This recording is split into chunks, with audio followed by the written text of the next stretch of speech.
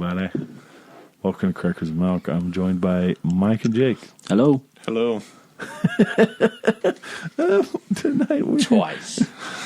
Did I do it twice? No, this was the second. The second time, that's it? Yeah. This Out of season. the whole season. Yeah. I did not even do that.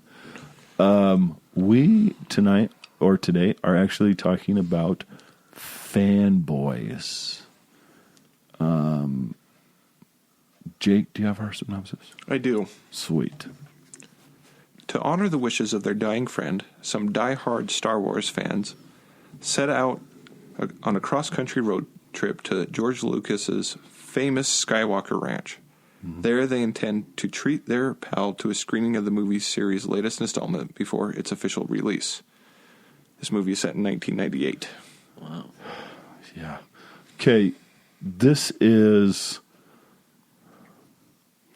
with a Star Wars kind of theme type of movie, even though it isn't really a Star Wars movie, you see a lot of fandom, like deep fandom in these four guys that we're following. Yeah. They know a lot of knowledge about Star Wars. They own a comic book store, and they have a phaser From Star gun? Trek. From Star Trek. And some Trekkies come in and say, well, can we buy that? And the guy's like, no. And they're like, well, why do you have it?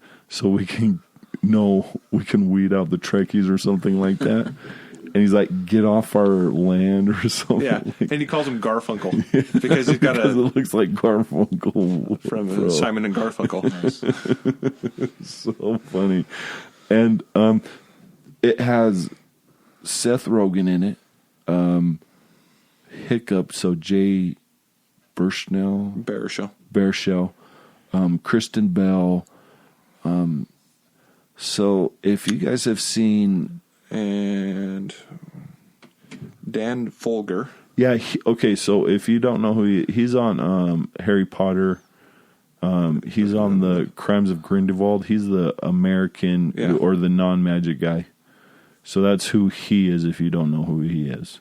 He's just a big guy, and in this one, he has long hair. And they were all quite a bit younger than what you're used to seeing them now. Way younger. And then William Shatner's in it. Well, Carrie Fisher's in it. Billy D. Williams is in it. Mm-hmm. Ray Park is in it. Yep. Yeah. So there's a lot of, like, some people from Star Wars in it. And some super geeks. Yeah. Kevin Smith and Silent Bob. They're in it? Yeah. When? Where? They're at the gas station, and Windows is waiting to go into the bathroom, and Kevin Smith walks up. And then Jason Mewes is the guy who comes out, and the other guy pays him. He's like, I'm not doing that anymore. Now, Windows is Jay Baruchel. That's who he is. Yeah. They call him Windows because he's always on his... Because he's got glasses. Yeah, and he's also on his computer all the time. So we're going to call Mike cyber talking to his girlfriend. Yeah, rogue leader. And so they decide to go on this trip. Yeah, so one of their friends is dying. Yeah, he's got cancer. Mm-hmm. And the plan is to sneak into Skywalker Ranch and steal a copy of the rough cut of the Phantom Menace. Oh, wow. Yeah. So they can watch it before he dies. Yeah. Mm-hmm. And many hijinks along the way because they're friends in Ohio and they have to get to San Francisco, California. Well, no, they're friends in Texas. Rogue leaders, Texas. They're in Ohio. But they go to... They go to Ohio, but they go to Iowa. And then they go down to Texas. Yeah. They do an all-night trip to Iowa. Unplanned because... the city in Iowa is the birthplace of one Captain James T. Kirk. Nice. And Seth Rogen plays the nerd of... the Trekkie. The Trekkie.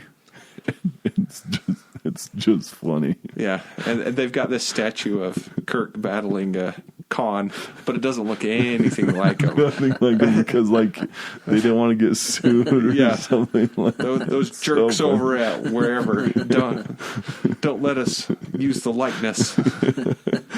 And then they figure out that these guys are Star Wars fans. They call them Lucas Hounds. And then they just start going in all out war. Like they start fighting each other. And then the fight starts because the Star Trek guy calls Han Solo a bitch. Yes. And then the friend drives the van over and gets them all. And then as they're driving away, the guy says, Han Solo is still a bitch. And so he backs up into their statue and runs it over. And then they go to Texas to meet Rogue Leader, who is a 12-year-old girl. And so funny. I don't know, is that a real guy, the guy who beats him up? Yeah, he's Louis Lastig from Remember the Titans. Yeah, but is the character he's playing, is that a real guy? Oh, I don't know if it's a real guy. So he's like some famous nerd. Yeah, like he knows a lot of exclusive in that sort of exclusives. And he's like, which one of you uses Windows? And he just starts beating the crap out of him. And then when the other because it's his 12-year-old niece or something like that. You ever email my niece again? And one of the guys tries to get him off and is holding him by the... And so he's got two guys, and he's kicking the other guys away, and they can't do anything. Because they're all nerds. And he like gives them a quiz to see if they're really who they say they are. Yeah, and they go through all of them, and then they all answer, and then they get the floor plans for Lucas Ranch. But he gives them a contact in Las Vegas. Yes. So they go to Las Vegas, and their contact... So that there's a big Trekkie convention, and their friends from Iowa are there again. And they see them go into the secret space, and their contact is William Shatner. Nice. So funny. Perfect. Like out of the shadows comes William Shatner. Yeah. So let's see. Where do they get arrested? Then they start fighting. When did they get arrested? Isn't it like... Is it when they're fighting? I thought it was. No, it's when they're leaving. She had to fly all the way over to where they were at. It was It was when they were leaving Texas, going to Las Vegas. Okay, and Kristen Bell came. Well, their van broke down. Yeah, and they go into a gay bar, and because they start acting tough, the guys force them to strip. And they're stripping to Menudo. And one of the guys... Dan Fogel? Yeah. Or whatever. Hutch. He's only got one testicle. And so the show stops when... they see that. It's like, oh... And they're like, oh, he's only got one testicle. And then... they run into the guy, Danny Trejo. Yeah, the chief. Yeah, the chief. And they smoke a lot of peyote. Yeah, he puts it in the guacamole. Yeah, he's eating it. And then, like, at the end, he fixes their van for him. Yeah. And, the chief fixed your van. The chief. And then they're like, are you the chief? Yeah, but the chief likes to call himself the chief. The chief talks in third person because he likes to mess with bitches. And then they go, and then he gives the kid who was sick a lot of peyote. Yeah. And then when they're leaving that's when they get arrested because they don't want to get pulled over with a half pound of peyote in their car. And so in the van that they're driving, it's got the artwork from a New Hope on the side, and he's got a hyperdrive in it. It's a he's like, it's nice. He's got a big red button that he can push. Don't press the big red button, and then so they're flying past the cop, and then it's a road that's a T, so and they go through this cop sign. and it makes Darth Vader. Like the lights are like flashing, and you're just hearing. And so they're in the jail. Yeah. And Kristen Bell comes in, bells them out, and the judge is Billy D. Williams. Wow. And then his name is Judge Reinhold. Yeah. Because of the actor. Sorry, it's funny. And so they get released, and they make it to Las Vegas. Yeah. Get their contact. And as they're escaping, because two of them accidentally get picked up by escorts. Yes. And their pimp, also played by Seth Rogen, wants his money. Yeah. And so he has tattoos of like rebellion on the side. So the dark side and Nice. the rebel side. Yeah. Then on his back, he's got a big picture of Jar Jar Binks and little Anakin Skywalker, because he's like, Jar Jar's going to be the... He's going to be the shit. You're just like, I don't know about that. And then they get to... It's funny because we've seen it. Right. And then they get to Skywalker Ranch. Well, so before as they're running away, because there's a big fight between the pimp and the Trekkie, because the pimp's a big Star Wars fan, and then the Seth Rogen character is the Trekkie. Yeah. And the Hutch is like, he called Han Solo a bitch. He's like, nobody calls Han Solo a bitch, and he charges all of them. And then they get to their van, but then the pimp jumps on the windshield, and they ditch him, but their friend Lioness falls out of the van, and so they have to take him to a hospital, and the doctor who sees him is Carrie Fisher. And so she begs him to go back home, but they don't. And as they're leaving, she's like, here, take 2 of these every 2 hours. Yeah. And he kisses her, and he's like, I love you. And she goes, I know. And then they go to Skywalker Ranch. They break in, and don't they get caught? So the original guard who come and get them, the guy who does the karate flips and stuff, that's Ray Park, who played Darth Maul. Oh, cool. Okay, yeah. Yeah. And so they run away, and so they're running through. They find the first room they're in is a big collection of all these props and stuff from the movie. There's Indiana Jones stuff, there's Star Wars stuff, there's Willow stuff. Yeah. Cool. And then they get chased out, and they end up in George Lucas's office. Yeah. And they're hiding, but then two cops played by Will Arnett and Craig Robinson come in, and they all start threatening to destroy the props. You better let us go, or I'll destroy this training module. And and then Kristen Bell gets, Will Arnett grabs a Yoda and is like, I'll throw this down and break it if you guys don't drop your stuff. And Kristen Bell's like, no. And she takes an Ewok head and a lighter. She's like, I will light this Ewok on fire. It's so good. And then eventually it all calms down, and then Danny McBride is the head of security.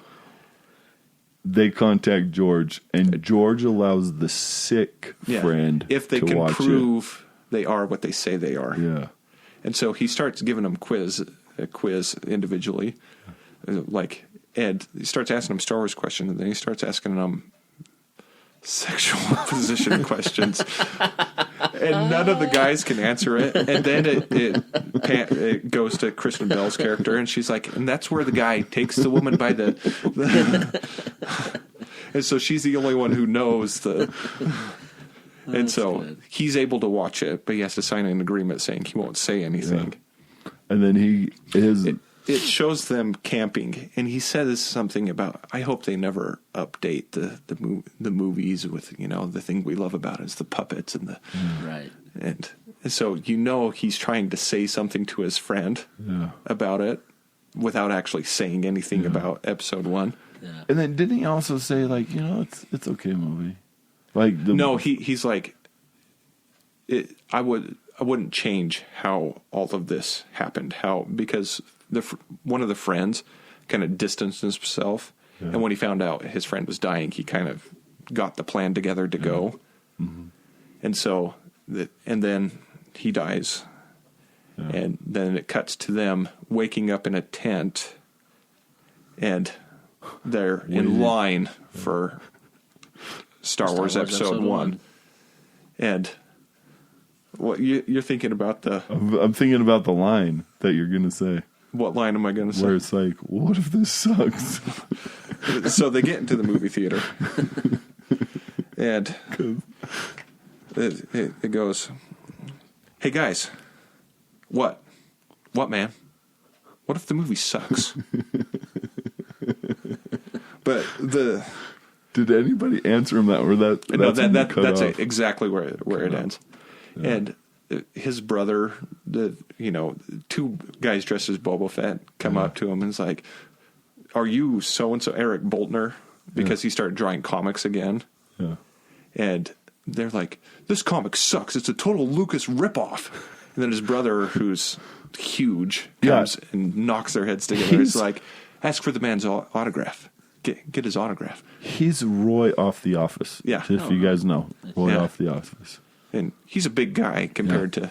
Oh, yeah. And they go into the movie.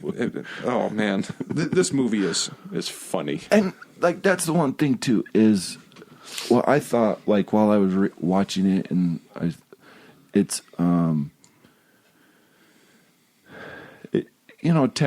toxic fandom that we've talked about. Yeah.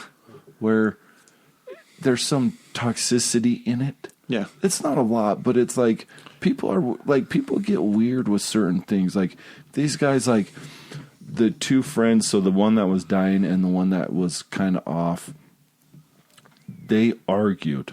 Yeah. They had an argument of like Luke and Leia's kisses. Like they knew it like that Luke knew that it was his sister. Yeah. And the other one's like, "No, he didn't." And so, like, you just get, like, this little kind of toxic fandom, but not really toxic fandom with it. It's just kind of like a microcosm of the whole... But then again, it's set in 1998. Yeah. They weren't going on... I mean, there was chat rooms and stuff, but it wasn't to the level it is now. Yeah. Now it's just... Where you can be just... reamed up and down for your opinion on a movie. Yeah, and it I don't know, it's just really like, but it's a great movie because it happened in 98 and how excited they were that they're having another one because they had a little countdown machine saying, "Oh, it's this many days and this many hours." Showed the fever pitch that was episode 1. Yeah. Mm-hmm. Because I've never seen anything like it. And I don't think we ever will. No, I don't think we will. Because like that one, it took 30 years. Well, the closest thing we or 20 can years. get to the fever pitch is Black Friday at Best Buy. Yeah. Oh, yeah. Yeah. Yeah. But for a movie, I don't think it's going to happen again. No. I not the way that was. Never. It's just never going to do it. Harry Potter Episode 8 comes out in 20 years from now. You think that would be the cursed child? Yeah. No. You don't think?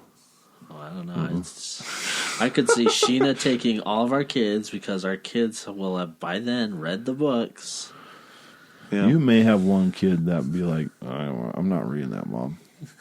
I'm not reading that, Mom." So I don't know. Real quick with the budget, $3.5 million. Yeah. Made $980,000.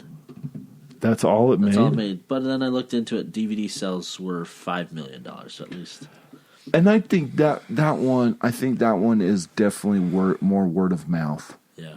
You had to have that word of mouth because I didn't know about it. And then my little brother bought it, and I was like, "Oh, what's this about?" And I watched it. I was like, "Oh, this is awesome. It's a great movie. It's a surprisingly great movie." You're talking about episode 1, right? No. I'm talking about Fanboys? Fanboys. Oh, Fanboys, yeah. So, not a very big budget. No. 3.5. Oh, and you could tell that all that money went to was to pay the actors probably that were in it. Yeah. One of the funniest things, they're driving, and Eric and Windows are having a conversation. Harrison Ford is the greatest actor of all time. Yeah. In the history of cinema, He's Han Solo, Indiana Jones. Yes. Deckard from Blade Runner. Yes, exactly. Greatest actor of all time. He's never done a bad movie. And the van drives by a billboard for 1998 movie 6 Days, 7 Nights. It's a terrible movie. That's good. Hutch, trying to use the Force. You will take off your shirt now. Take off your shirt. Did you see who one of the writers was for it? Adam Goldberg. Does the Goldbergs. Okay. So that makes sense because he's super nerdy. Yeah. Love that guy. And that's like we were talking about the fever pitch of episode 1. Of episode 1 where, I remember going to see it. I remember seeing that movie and it just was like really. I remember conversations in high school. Yeah. The people who saw it, and they were like, okay, we'll try not to give away too much, but we're going to talk about it. Yeah. And so I went in, and it was awesome. Yeah. And then the first time you watch it, it's thought awesome. about it. Yep. You're like, wait a second. Yep. Wait a second. Mm-hmm. The only lesson that I remember is because, I remember watching it and I was going on my mission. I was going on my LDS mission, and I remember Anakin Skywalker's lesson, don't look back and just go forward. Yeah. And that's, the only lesson that I ever really learned from that. I'm like, just go forward. Don't look back. Don't worry about back because that's when you're going to have regret and all that stuff and all this, trying to apply Anakin's life to mine. Yeah. And so that's what I did, and I remember that. But I remember going out into the mission field because we aren't supposed to watch movies. Yeah. But our mission president, my first mission president said, okay, if you guys reach these certain numbers, you could go watch the movie. And so episode 2? Episode 1. Episode 1. Episode 1. Okay. So the missionaries there, and so a lot of them got the numbers. Was so it they still could out when you went out? No, because the mission president's 3 years. No, I understand. You went out in the fall. 2000. The movie came out in May of 99. Well, I know, but he would have been there still. Because I got him when I was... Oh, so you're talking not you. Not me. You. No, okay. not me. But, older missionaries where he allowed them to watch it if you got certain numbers. Sorry. Yeah. They were able to go watch it. Yeah. It's oh, that's cool. That's... Because it's either... I think the reasoning was, they're going to break the rules, so why don't we just give them, hey, do this, and then you could go do it so you don't have to break the rules, and that sort of thing. So it's it hit every walk of life with when it came out because people wanted to watch it because it's such a great franchise from 4, 5, and 6, and then you get 1, 2, and 3, and 3 is the best one out of all of them. But, out of the prequels. Oh, damn. You almost got him. Oh, so, do you know what lesson I learned from Star Wars Episode 1? What? It was the beginning of George doesn't understand his freaking story. We have had that a lot. Yeah. I agree with you. But now I believe that J.K. Rowling doesn't understand her story. Well, actually, if she understood Star Wars, yes, she would understand her story because she just stole Star Wars. She does understand Star Wars. She does. She stole Harry it. Potter is just Star Wars. But I love that clip. That clip. But Fanboys, it's a funny movie. Yeah. Mm-hmm. Once again, don't watch it with your kids. No, it's they're early 20s. Yeah. They're not very old, so it's it's around that age time where that's probably when you want to watch it as a person. Yeah. But it's a really good capture of the anticipation you had for Star Wars Episode 1. Yeah. So we would recommend you to go watch it, and it's fun. It's fun. It just a little darky kind of comedy, but it's a really good one. Yeah. For and I really like Kristen Bell in a gold bikini. I don't even remember that part. But. At the end, she's standing in line, and they're all dressed up as characters. Oh. and she's dressed up as Princess Leia in the gold bikini. Oh, Dave. I fell asleep. Oh, bro. Fellas. No, I fell asleep Way to end after the jail scene, and then I don't remember. Oh, no, they were fighting, and then I didn't watch the rest of it. Oh, well, yeah. But it's a great movie. It's a great movie. I would recommend it. It's funny. Yeah. But not Mel Brooks funny. Different kind of funny. Yeah, different kind of funny. Cool. Seriously, if you would have seen it when you were single, you would have laughed a lot harder. Yeah. I might still laugh pretty hard. Yeah. It's funny. Yeah. It's definitely worth a watch. Yeah. I think. But like what Jake said, you and your wife, or you by yourself. No, don't watch it with your not kids. these kids. Yeah. Okay. Is there anything else? No, I think that's it. Good. Okay. Thank you. Thank you for giving us a listen. Please subscribe, rate, and leave a comment. We're on all podcasting formats, and we're on YouTube. So please hit the subscribe button with that. Hit the notification button, and thank you so much, and have a great day.